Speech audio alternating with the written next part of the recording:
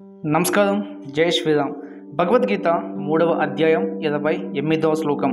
తత్వవిత్తు మహాబాహో గుణకర్మ విభాగయో గుణ గుణేషు వర్తంత ఇతి మత్వన సజాతే.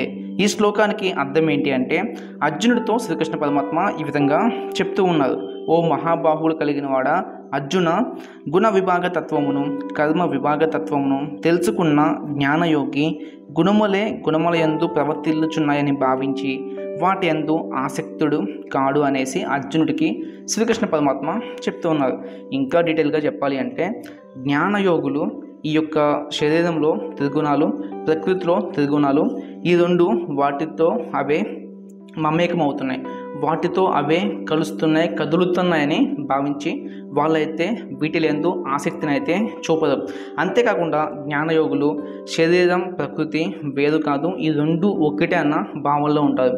అదేవిధంగా శరీరము ఆత్మ వేరు అన్న భావనలో వాళ్ళైతే ఉంటారు. అందుకనే జ్ఞానయోగులకి కర్మల యందు అలాగే వాటి యొక్క ఫలితాలందు ఎటువంటి ఆసక్తి ఉండదనేసి ఈ యొక్క శ్లోకం మనకి చెప్తూ ఉంది.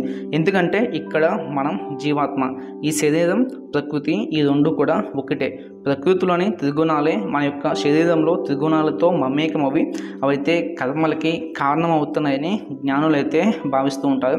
కానీ జీవాత్మ మన యొక్క ఇంద్రియాలను అయితే కంట్రోల్ చేసి ఆ త్రిగుణాలని కూడా మన యొక్క జీవాత్మ కంట్రోల్ చేయగలదు. అది మంచి కార్యాలకైనా అలాగే చెడ్డ కార్యాలకైనా జీవాత్మ అయితే వాటిని కంట్రోల్ చేయగలదు. వీటి మీద మనకి పుణ్య ఫలాలు అనేవి ఆధారపడైతే ఉంటాయి.